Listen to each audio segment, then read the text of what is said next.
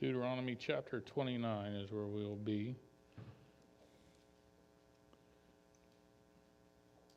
Do you guys need a Bible? Everybody got a Bible? Yes, no, maybe so. If you don't, raise your hand. We'll get somebody to hand you one. All right, everybody's got one. Deuteronomy chapter 29, let's start with verse 1. It says, "These are the words of the covenant which the Lord commanded Moses to make with the children of Israel in the land of Moab, besides the covenant he had made with them in Horeb.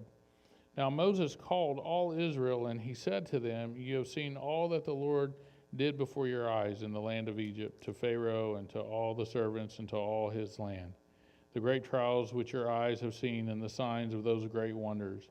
Yet the Lord has not given you a heart to perceive and eyes to see and ears to hear to this very day. And I have led you for 40 years in the wilderness. Your clothes have not worn out on you, and your sandals have not worn out on your feet.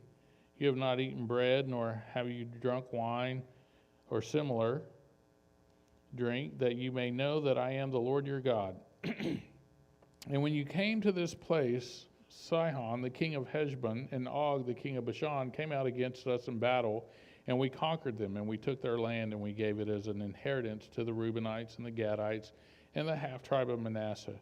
Therefore keep the words of this covenant, and do them, that you may prosper in all that you do.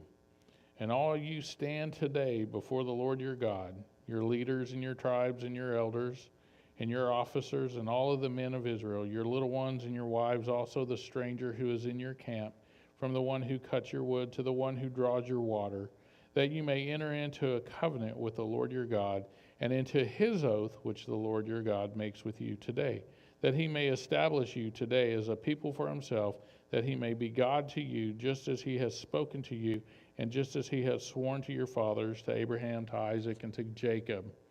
And so I make this covenant and this oath, not with you alone, but with him who stands here with us today before the Lord our God, as well as with him who is not here with us today. For you know that we dwelt in the land of Egypt, that we came through the nations which you passed by, and you saw their abominations and their idols, which were among them, wood and stone and silver and gold, so that there may not be among you a man or a woman or a family or a tribe whose heart turns away today from the Lord our God to go and serve those gods of these nations, and that there may not be among you a root bearing bitterness or wormwood. And so it may not happen when he hears the words of this curse, that he blesses himself in the heart, saying, I shall have peace, even though I follow the dictates of my heart, as though the drunkard could be included with the sober. And so the Lord would not spare him, for then the anger of the Lord and his jealousy would burn against that man, and every curse that is written in this book would settle on him, and the Lord would blot out his name from under heaven. Let's stop there.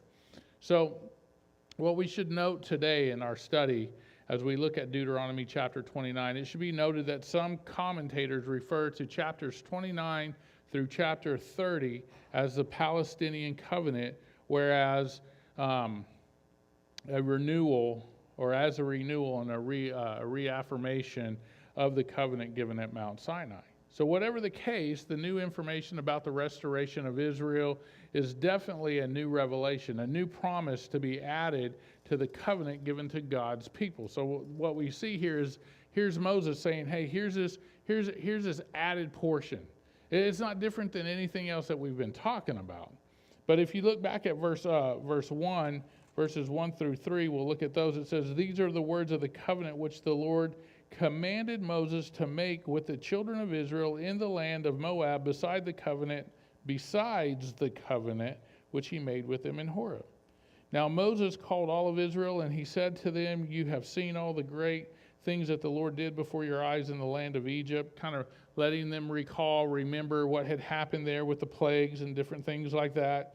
And he says, what happened to Pharaoh and to all his servants, to all his land, verse 3, the great trials which your eyes have seen and the signs whose great wonders. So Moses had effectively blended the covenant that the Lord